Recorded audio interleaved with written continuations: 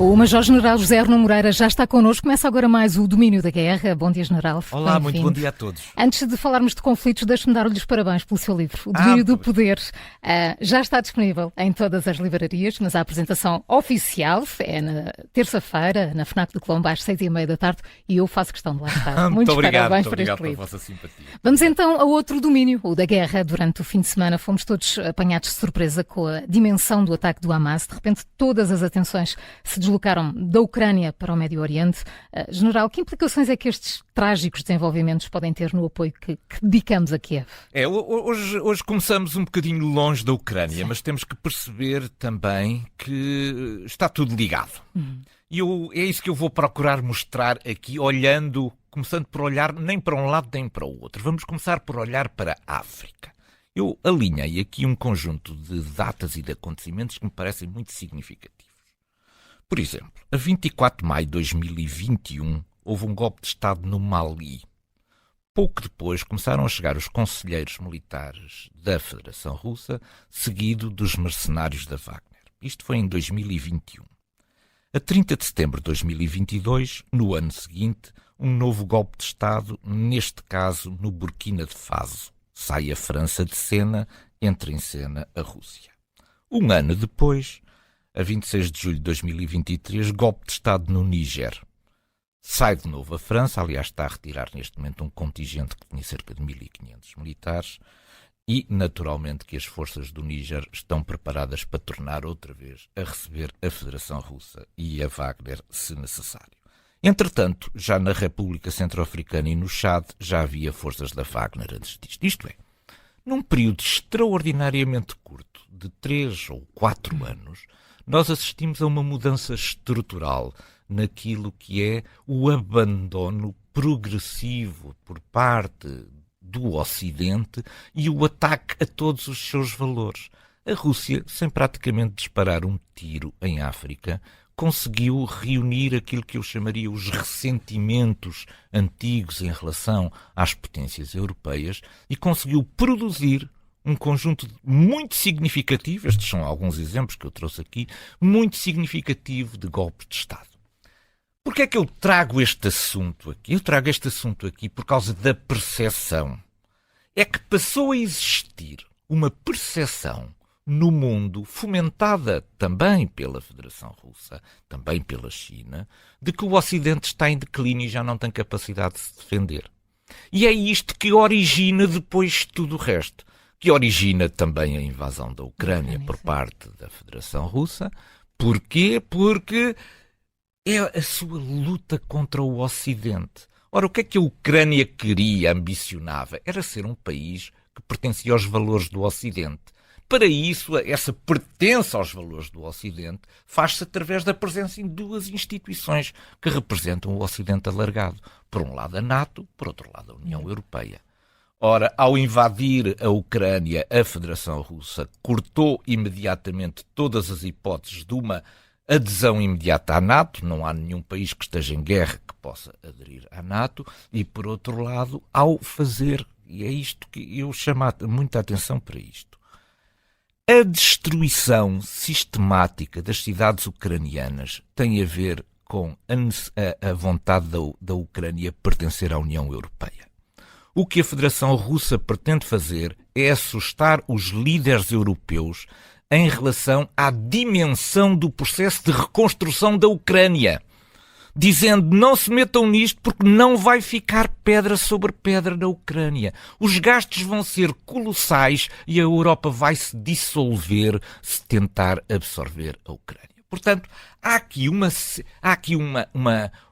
linha de continuidade estratégica que tem a ver com estas duas componentes. Por um lado, uma percepção de que a Europa construiu aquilo que pensava ser o seu poder apenas numa base de natureza económica, sem apostar na defesa.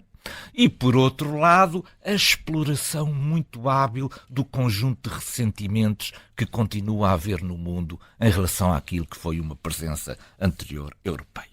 E agora o Hamas é exatamente outra vez a mesma coisa. É a percepção de que Israel, que faz parte deste Ocidente, do Ocidente alargado, também já estava envolvido num conjunto de dinâmicas políticas internas muito divisivas, que tinham gerado enormes polarizações políticas internas e que, por outro lado, era possível confrontar militarmente Israel. Isto é, que o Ocidente dividido entre o seu apoio à Ucrânia e o seu apoio a Israel não reunia as condições suficientes de credibilidade para poder prestar atenção a cada um destes polos. Portanto, está tudo ligado. Isto resulta daquilo que eu digo, esta percepção que nós fizemos passar de que o poder reside naquilo que é a esfera de natureza económica, quando somos confrontados com o poder antigo, o poder da violência, estamos numa posição de grande fragilidade. Ora bem, agora olhamos também um bocadinho sobre esta invasão. Porque esta invasão do Hamas a Israel não é igual às anteriores. Não é igual nem em ambição, nem em escala. Porquê é que não é em ambição? Não é em ambição porque o Hamas nunca teve intenção de ocupar território. Ocupar território israelita, não é? Foi sempre o de infligir danos à população, assustar a população,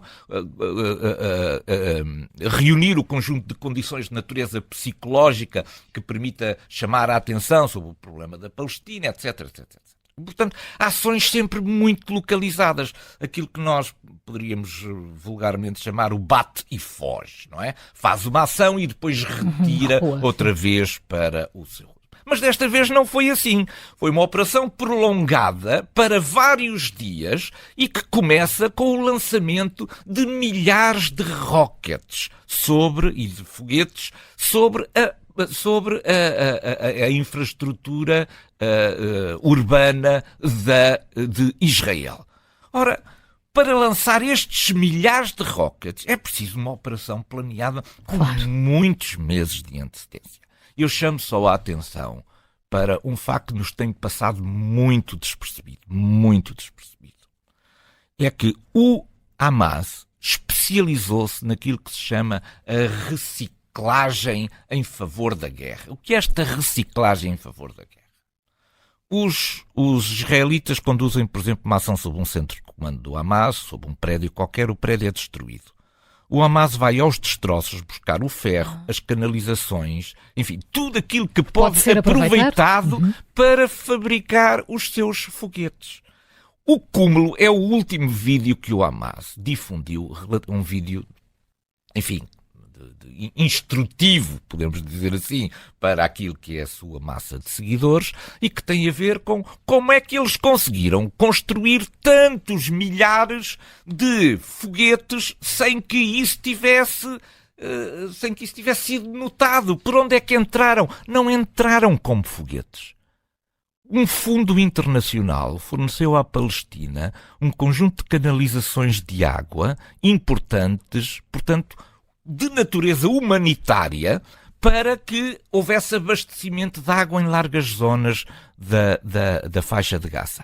O Hamas foi desenterrar os tubos e transformou os tubos de água que tinham sido fornecidos do ponto de vista da ajuda humanitária em armas de guerra, em foguetes. E esse vídeo mostra muito bem o processo de desenterrar toda a tubagem de água, cortá-la, transformá-la e enchê-la depois com quê? Com aquelas munições que nunca foram... que acabaram por não ser explodidas, lançadas por Israel, que estavam intactas, que foram recuperadas, foram aproveitados espoletas, explosivos, etc. O Hamas transformou-se numa imensa máquina de engenharia e de reciclagem de tudo isto. Bom, entretanto, as imagens que nos chocaram naturalmente a todos têm um tempo de vida próprio. Isto é, elas serão brevemente substituídas na nossa cabeça por outras imagens.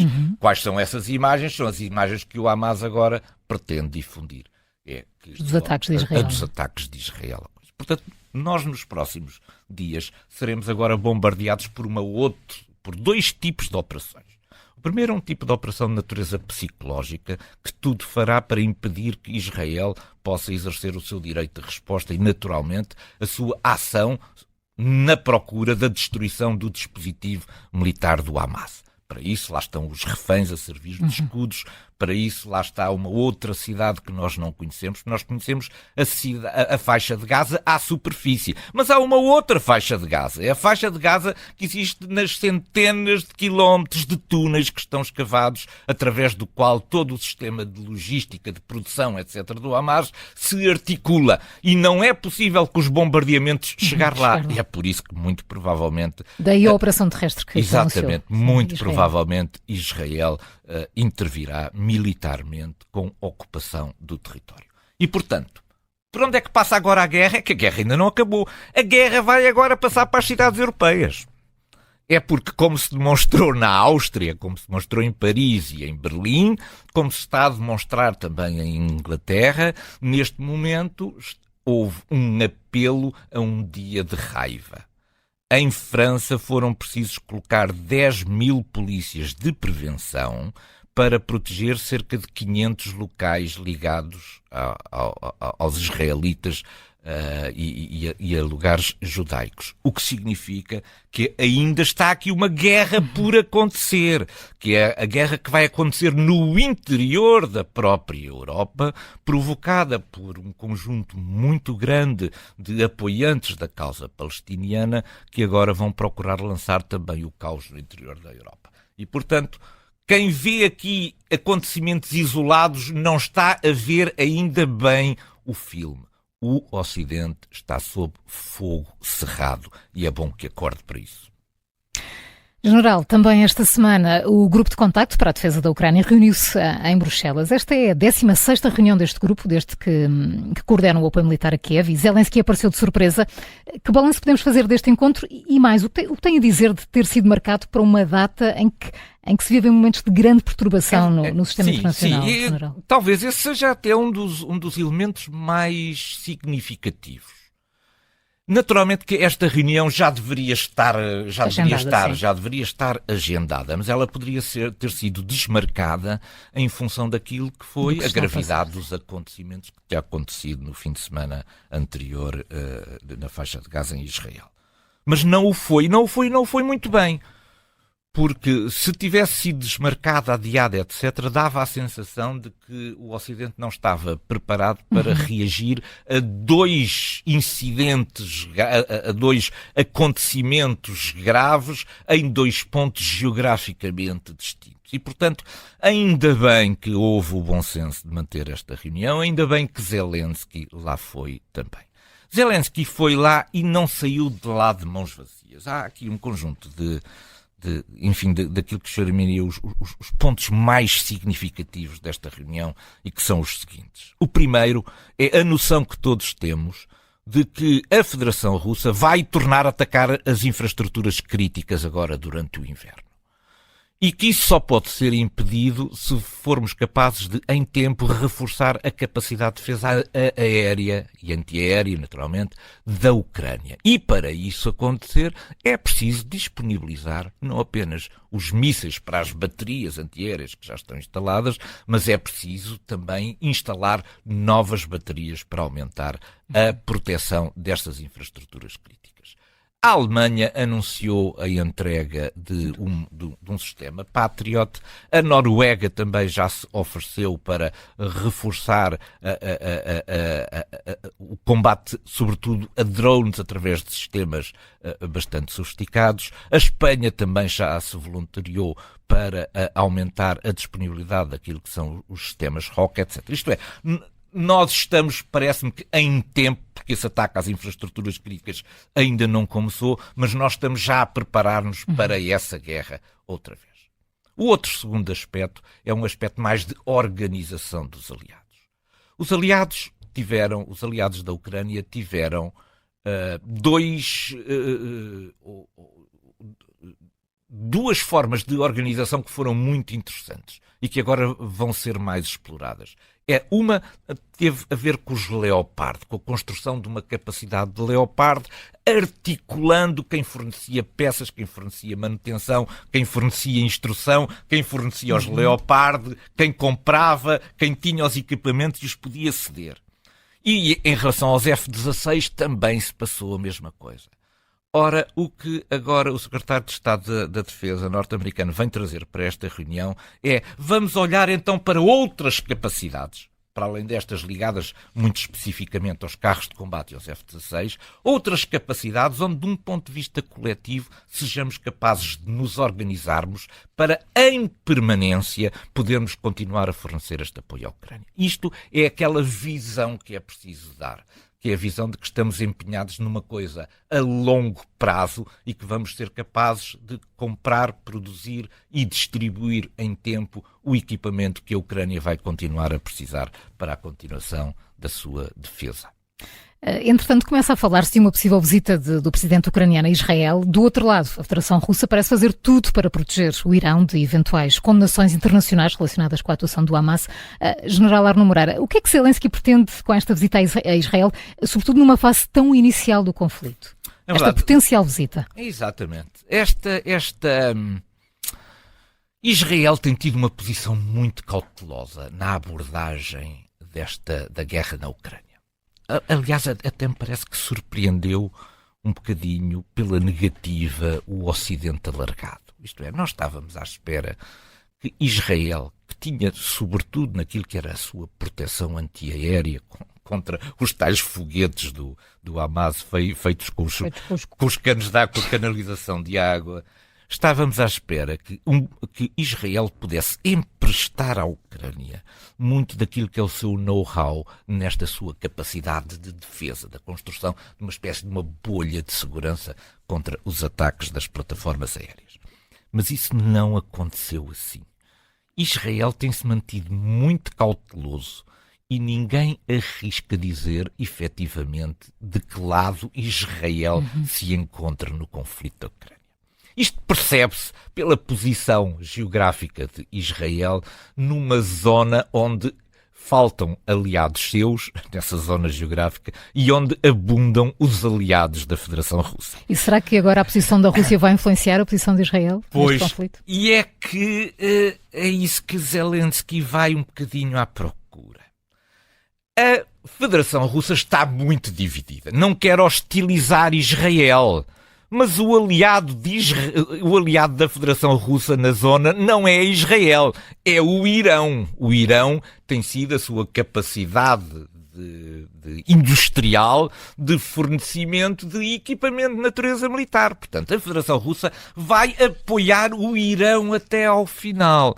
O que Zelensky aqui vai procurar fazer é procurar recuperar Israel para a causa do Ocidente alargado.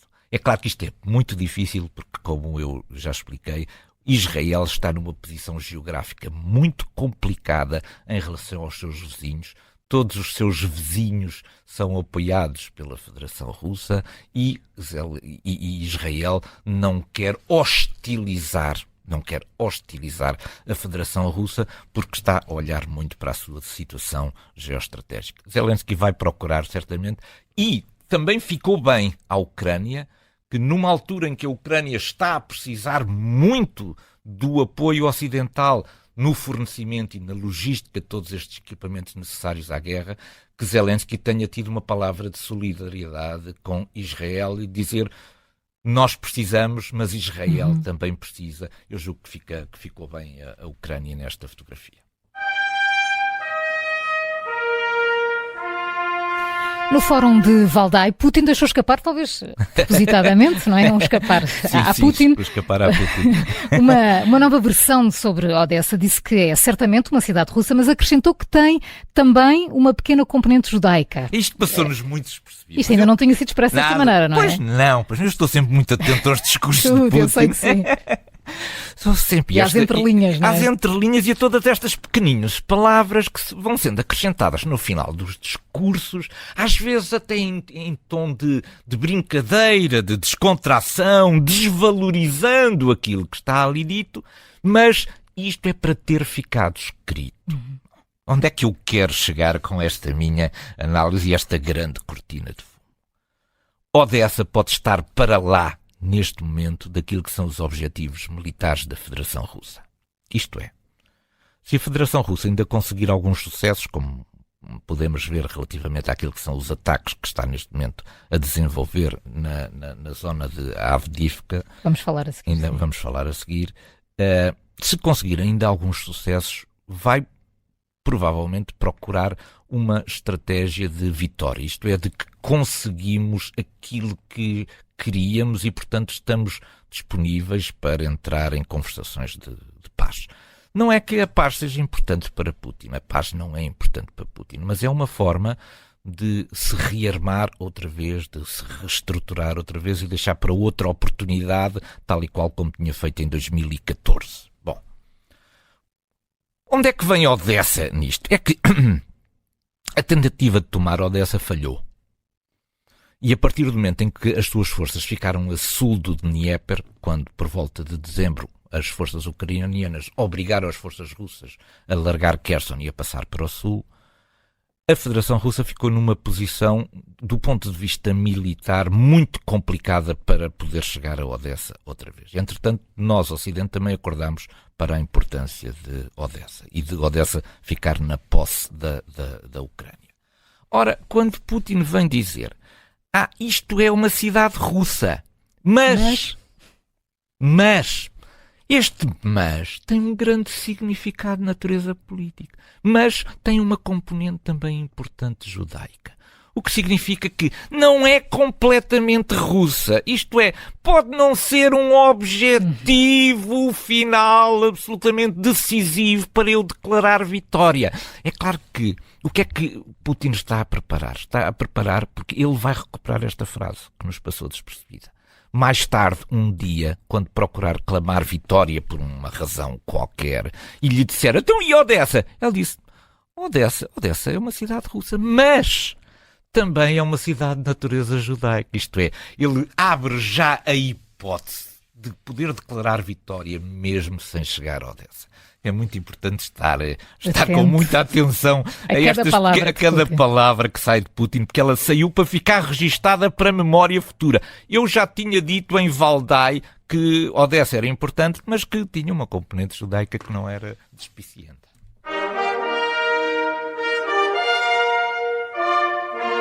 E esta semana temos o nosso ponto de mira focado sobre a pequena cidade de Avdiivka, em frente de Donetsk, onde as forças russas nos últimos dias concentraram enorme poder de fogo. Esta poderá vir a ser uma das grandes batalhas desta guerra, General. Certamente. O que é que tem a Avdiivka de especial do ponto de vista militar? O que tem do ponto de vista militar é que a Avdiivka fica apenas a 10 quilómetros daquilo que é a grande cidade que está na posse da Rússia desde 2014, que é a cidade de Donetsk. Isto é, tudo parecia conjugado para que pudesse haver uma enorme expansão territorial a partir de Donetsk para conquistar o resto da região. Mas, de repente, os ucranianos entrincheiraram-se em Avdiivka e nunca deixaram cair a Avdiivka para o lado russo.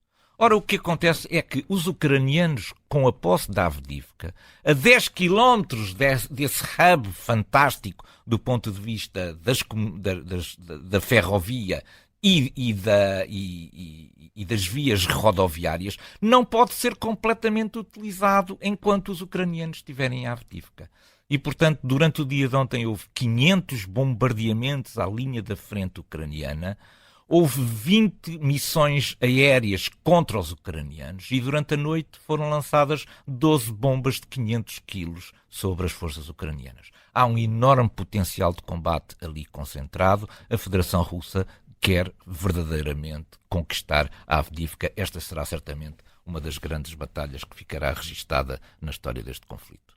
General Arnaud Moreira, muito obrigada por mais um domínio da guerra. Foi um enorme prazer. Até Bom fim de semana para todos. Muito obrigado.